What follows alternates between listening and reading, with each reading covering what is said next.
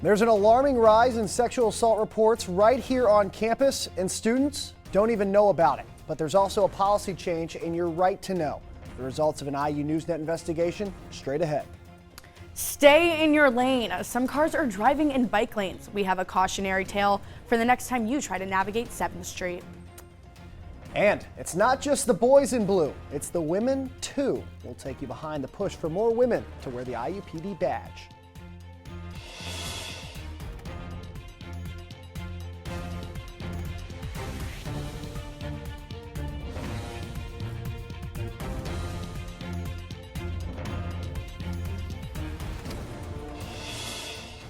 The number of reported rapes and sexual assaults on IU's campus is up to 14, but most people on campus don't even know about it. Welcome to IU NewsNet. I'm Griffin Gonzalez. Let's join my co-anchor now, Ella Rhoades, for more on that story. Ella? Thanks, Griffin. There's been a rise in sexual assault reports, but our IU NewsNet investigation just uncovered something else, and it's major. It's a change in policy regarding your right to the details. IU NewsNet's Mary Claire Malloy is the first and only reporter to uncover this story on our campus. She joins us in studio with her investigation. Mary Claire? They call it the red zone. It's that time between the start of fall classes and Thanksgiving break when more than half of sexual assaults against students happen. But I've been checking the IUPD crime log every day and keeping a record. Our partner on this story is the Arnold Center for Investigative Journalism here at IU. Only 3 of 14 reported sexual assault incidents have come through in a campus alert. But that's not all. I just learned the IU Police Department made a change in policy to leave off the details in the public police log about where the reported assaults took place. I'll quote what they told me in just a moment. First, the backstory and why students are getting alarmed. There's heightened concern across campus, especially in the Greek system. In 6 weeks, IU has sent 3 crime notifications to students of reported rapes and sexual assaults. I feel very unsafe, and I think it's unfair that we have to feel this way as college girls. But the issue is worse than students at IU have been told.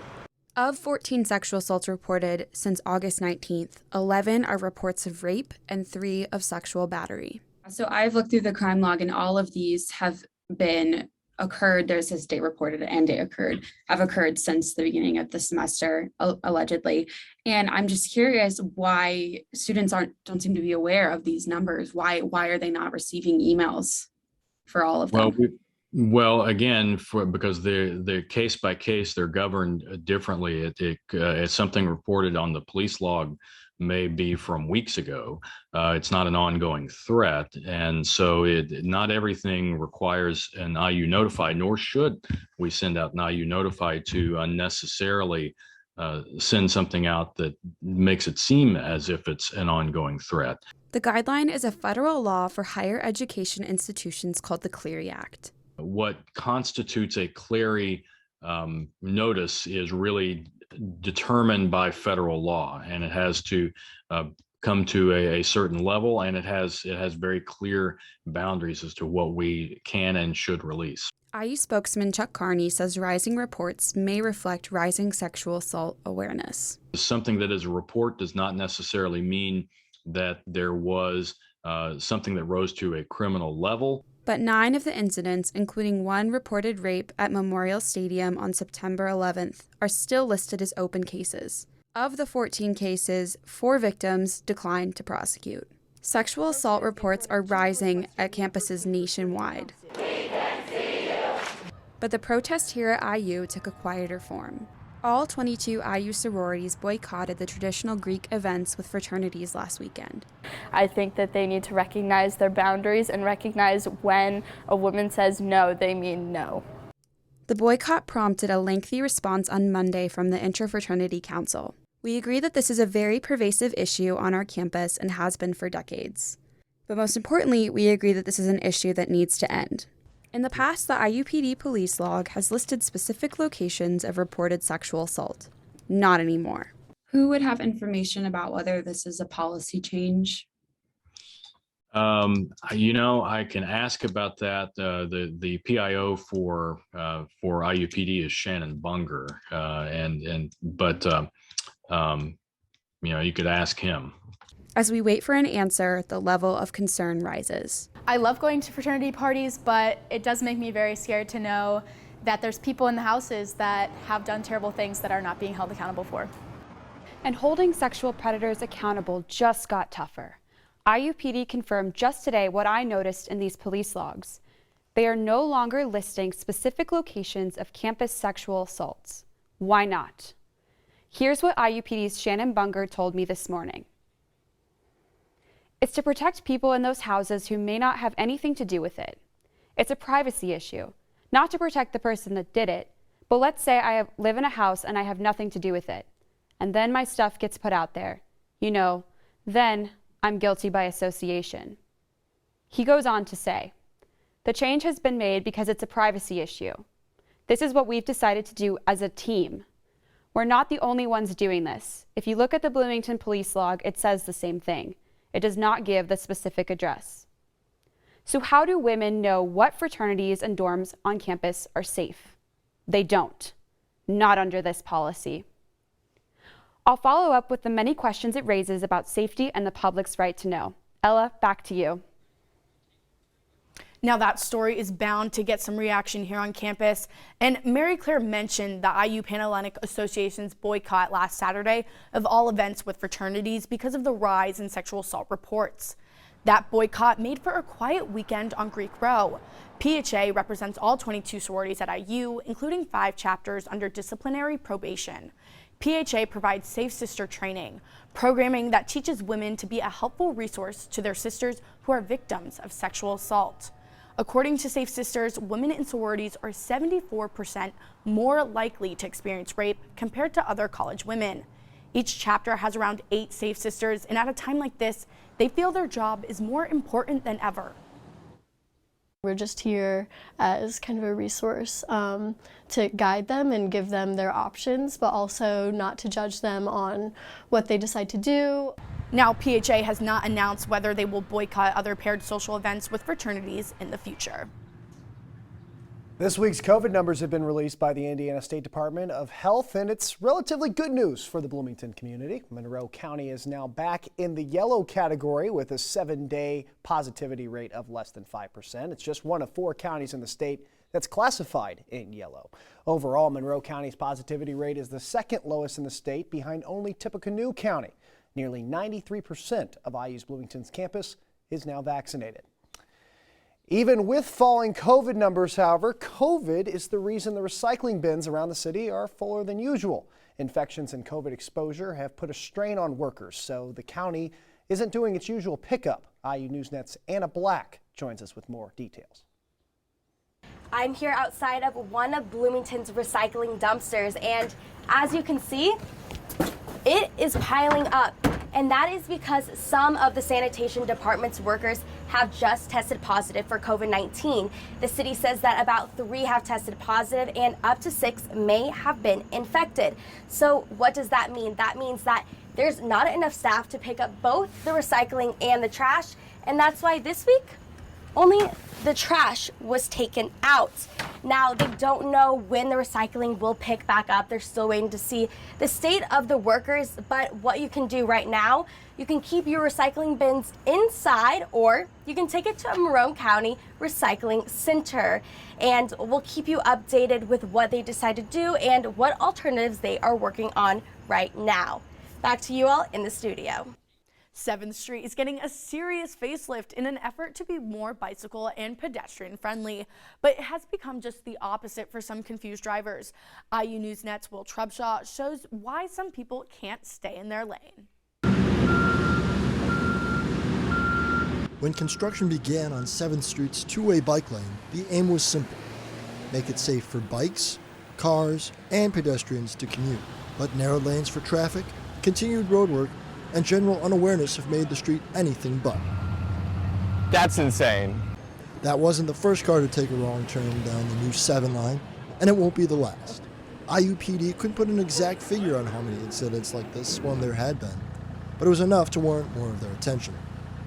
Our officers have seen it, so our operations division has stepped up extra patrols, try to have officers more in the area, so if they do see someone riding down there, that they can stop them and educate them. The education process is, however, a slow burn, and some have taken matters into their own hands. Like junior Luke Drew, who saw this truck going down the bike lane in between Indiana and Woodlawn. So I stopped him and I asked him if he knew he was in the wrong lane, and he evidently realized after a while, but he had no idea turning into it. The stretch behind me from 7th and Indiana to 7th and Woodlawn in front of the IMU was completed before students returned to campus. However, there's still no permanent signage denoting the bike lane from the traffic lane. Students believe that could help alleviate some of the confusion caused on 7th Street. And I feel like there's got to be signs and implementations in place to let these people know. Part of the trouble also stems from the fact that the bike lane forced 2 lanes of traffic into half the space. This in turn has made it difficult for buses to get around tighter corners and harder for cars to get out of the way. When the entire 3/4-mile trail is completed, it will stretch from the IMU to the Beeline Trail on Morton Street. But that won't be done until the winter, per the city of Bloomington. In the meantime, commuters simply need to keep their eye on the road. Reporting for IU NewsNet, I'm Will Trubshaw. So far, there have been no accidents. IUPD had been in contact with the city engineers on the project. If problems persist, posts may be installed at the entrances to the bike lane. When we come back, IU graduate students form a union and stage a town hall to air their gripes and seek change. We'll tell you what they want. And place your bets. Gambling is running a table on the state of Indiana and a lot of IU students. That story and more when we get back.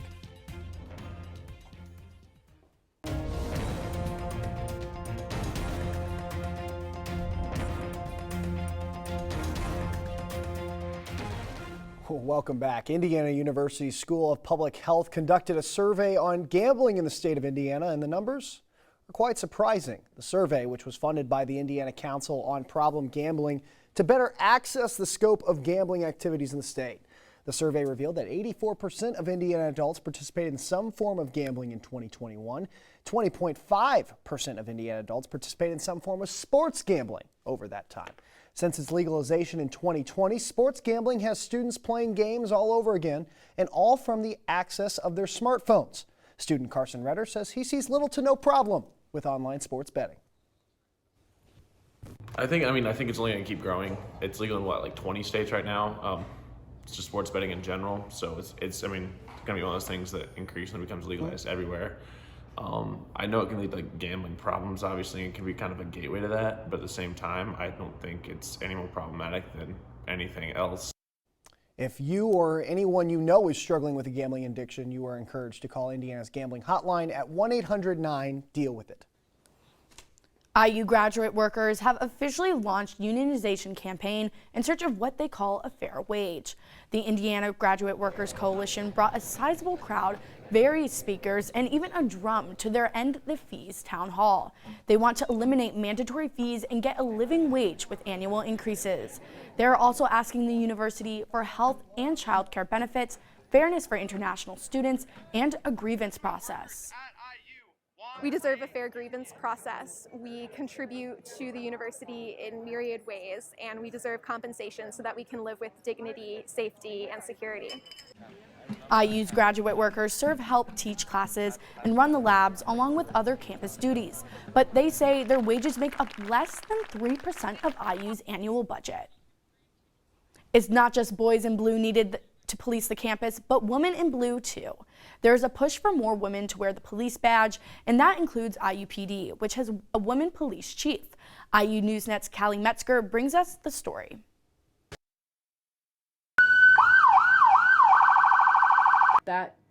With 27 years on the force under her belt, IU Bloomington Chief of Police Jill Lees says she didn't always know she wanted to be in law enforcement until she saw other women wearing the uniform. It was like the light bulb turned on. This is what I wanted to do for a career, was to be a police officer. She's one of the few females on the force, but since joining the IU Police Department, she's never felt more at home. IUPD does a great job with the cadet program of having a lot of women cadets, recruits, and part-time officers. So I always had that experience when I was here, and it was a very welcoming experience, and I don't, ever feel like I was treated any differently. As the inclusion for women in law enforcement becomes more common, organizations such as NALI, which stands for the National Association of Women Law Enforcement Executives, work to promote and support women in the field. NALI even has a new initiative called 30 by 30, a goal for law enforcement agencies across the country to have 30% females by 2030. IUPD is one agency looking to achieve that goal, getting more women to pursue their dreams while working towards creating a more balanced public safety force. Just another one of the boys, I guess. Charlotte Watts is one of those dream chasers, graduating from the police academy in 2020, now a brand new officer for the IU Police Department. When you're on shift, you're just another officer, and that's honestly what really attracted me to this department out of other departments, just because I knew that they wouldn't see me any differently and I'd be able to run and gun like everybody else. Or when I was here, breaking through the glass ceiling isn't something that comes easy, but for the women who want to make a difference in this world by protecting their community, it's worth every second. That was Callie Metzger reporting. For more on IUPD and their mission to protect and serve, you can visit their website at iupd.indiana.edu. Well, we are just a month away from Indiana University's dance marathon benefiting the children at Riley in Indianapolis, and donations already flying in.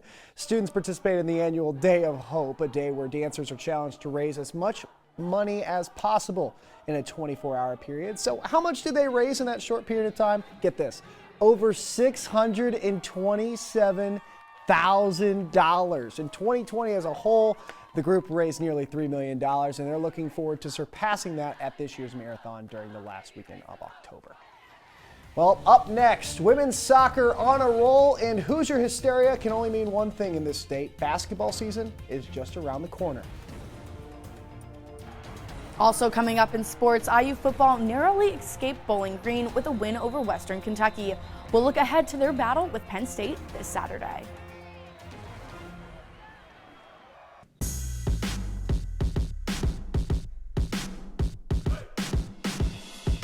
Well, Indiana football barely got by Western Kentucky last weekend, but this week brings a totally new challenge. Derek Decker now joining us in sports. And Derek, I have to start off by asking, when exactly is this IU football team going to figure things out? Because so far this season, it's been awfully a toss-up. Yeah, Griffin. Well, Indiana has been awfully confusing to start the season, especially after last season's success, and hopefully they get it figured out this week. Indiana was able to get back into the win column on Saturday night, escaping Bowling Green with a 2-point victory. And after the first two drives, IU found themselves in an all-too-familiar place with a Group of 5 team. Let's check out the highlights. It's first quarter, IU driving. Stephen Carr busts one off for 15 on third down. He would score on the next play to put Indiana up 7 to take the early lead. Later in the first quarter, it's Michael Penix with the stretch across the goal line. That flag wouldn't matter. And things, at least to start, were going quite swimmingly on the road. Now, late first half, Indiana up a baker's dozen. Air raid quarterback Bailey Zappi hits Dawood Davis for 26 yards to tighten things up. Charles Campbell would add a field goal before the half to put IU up 9 at the break. Then early third quarter, Dalvin Smith slips off the line of scrimmage uncovered, and Zappi hits him easily. Once again, things a little too close for comfort. Record crowd, by the way, in Bowling Green. Topper fans enjoyed a blackout. Pretty cool scene. However, Indiana would go on a long drive in the fourth quarter, and Carr's second TD would seal the deal, and IU hangs on to beat Western Kentucky 33-31. Well, a win at all was important to get back to 500, and now Indiana gears up for a stretch that includes 3 straight against ranked opponents. That starts this weekend with a trip to Happy Valley. You 3 tight ends in the game, but they give you a formation. It looks like there's 4 wideouts in the game. And then if you get small, they put those 3 guys in the core and try to bloody your nose. They take number 44 and put him at quarterback. So they give you a lot of packages, formation, things that break tendencies of normal offense. And so you got to be versatile enough in your scheme to be able to combat those at any time, between 13 personnel, 12 personnel, 11 personnel, and then all the formations, and then the tempo. And then, so for me, I think it's, again, our guys being poised, being able to line up, put our cleats in the ground, and win our box on Saturday.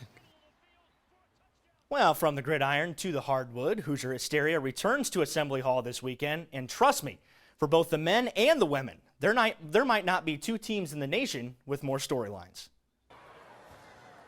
Hoosier Nation, are you ready? Basketball is almost back. And in this hoops-crazed state, IU fans will get a chance to see both the men's and women's teams for the first time in 18 months. And there are storylines for everybody. With a brand new coaching staff on the men's side, Mike Woodson and company know that while history is important and maybe even the lifeblood of this fan base, it's about turning a corner in the program and shifting focus from the past to the future. I'm excited, and I came back here for one reason and one reason only, man, is to put this team back on top. Woodson's first team will be led by preseason first-team All-American Trace Jackson Davis, who's joined by returning starters Race Thompson and Rob Finnessy, but there are plenty of newcomers as well, like Northwestern transfer Miller Kopp. Well, the energy is big time. The expectations are high every single year, and high this year as well. On the ladies' side, Terry Morin has all 5 starters back from a team that played in the program's first ever Elite 8 game last season, and the anticipation couldn't be higher. A challenging non-conference schedule awaits before an 18-game Big Ten slate. Last year, IU won a school record 16 contests in conference. Now, the anticipation grows as this winter, everything looks set to be right again in Bloomington. Fans are back, and so is hoops. Well, we've given Indiana women's soccer their due here on IU NewsNet the last couple of weeks, and they've proven that it's well-deserved. IU is 8-2-1 with a big road test tonight at Ohio State. Regardless, Erwin Van Bennekom still has his group on a roll, and they're reaching successes rarely seen in the history of the program. Here's Erwin Van Bennekom after IU's comeback win over Illinois earlier this week. I want to give a massive credit to them about their ability to change on the fly. We played 3 systems today. I don't think there's any team in the country that is more flexible than this team. And that's just a mindset. Obviously, it's easy to play one system and play that the whole time. And their ability to change in and out, and that last change gave us all the momentum. Well, I'm interested, Griff, in what has you more pumped this weekend? Hoosier hysteria or a primetime game in Happy Valley? And if you answer football, Indiana is officially a football school. I really rolling with the Hoosiers this week, Derek. I'm going to be honest. Football on the road, number 4 in the country, night game, Penn State, Happy Valley. Fair enough. 105,000. Oh, man, it's going to be fun. Derek, thanks so much. Ella, over to you. Before we close, we want to show you something you don't usually see. Students do it all here at the media school, including operating the control room equipment during our broadcast. Here's a look behind the scenes at IUSTV's Hoosier Sports Night. IU NewsNet's Will Trubshaw put this together. Welcome back. It's now time to crown our IUSTV Sports Athlete of the Week. Ready for? New tools, remove shot, and then click those. This is a really specific question. Are we doing meeting after? So we got football and soccer in the beginning, it looks like. Wall. Go ahead and stand by. Yeah, can we go ahead and start recording? Thank you, Taylor. Okay, cool. Ready in 3, 2, 1. Mike and Q Talent. Coming up on Hoosier Sports Night, IU football took on one of the top Blue? teams in the nation. Leaving her team to a tie for 10th overall. Take 2. They're still trending in the right Ready direction. 3, just take 3. No, I agree. I don't really tie for 10th overall. Next up for the Hoosiers is the Courtney Cole. Thank you. As they take on the 4-2 Maryland Terrapins Ready, this gold. Friday, September 24th. Take gold. Make sure to tune. We'll see you next time. And fade in.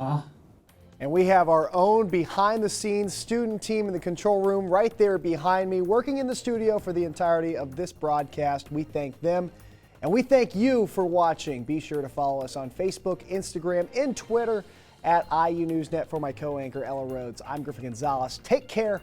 We'll see you next week.